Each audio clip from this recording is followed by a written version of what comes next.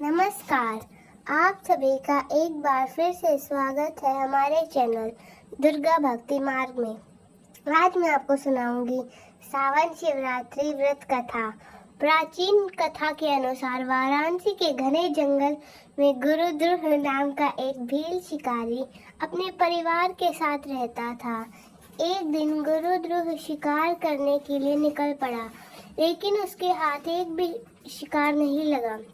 लंबे समय तक इंतजार करने के बाद वो जंगल में शिकार की तलाश करता हुआ एक बेल के पेड़ पर चढ़ गया। जिस पेड़ पर गुरुद्रुह चढ़ा था, उस पेड़ के नीचे पहले से ही एक शिवलिंग स्थापित था।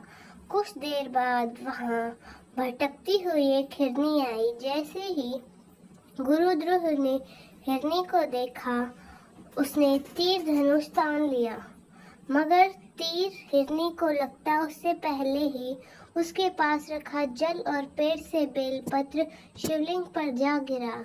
ऐसे में गुरुद्रुह ने अनजाने में शिवरात्रि के पहले पहर की पूजा कर ली।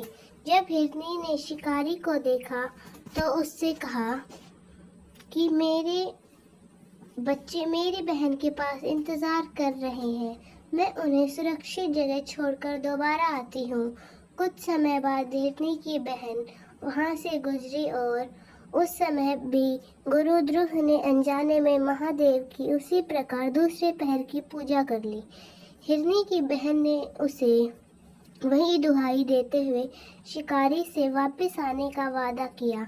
दोनों हिरनियों को खोजता हुआ जब तीसरे पहर में हिरण पहुंचा, तो इस बार भी ऐसी ही घटना घटित हुई और शिवरात्रि के तीसरे पहर की भी पूजा शिकारी ने अनजाने में कर ली।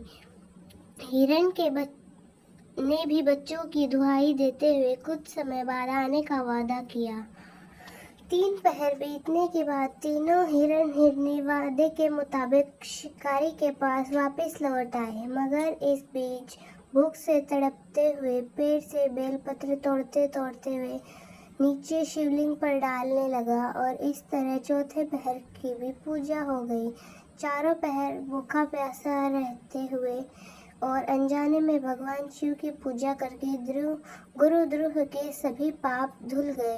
तब भगवान शिव ने प्रत्यक्ष रूप में दर्शन देकर उन्हें आशीर्वाद दिया कि त्रेता युग में भगवान विष्णु के अवतार श्री राम उनके घर पधारेंगे और उन्हें मोक्ष की प्राप्ति मिलेगी। इस प्रकार अनजाने में किए गए शिवरात्रि व्रत से भगवान शंकर ने शिकारी को मोक्ष प्रदान कर दिया। धन्यवाद।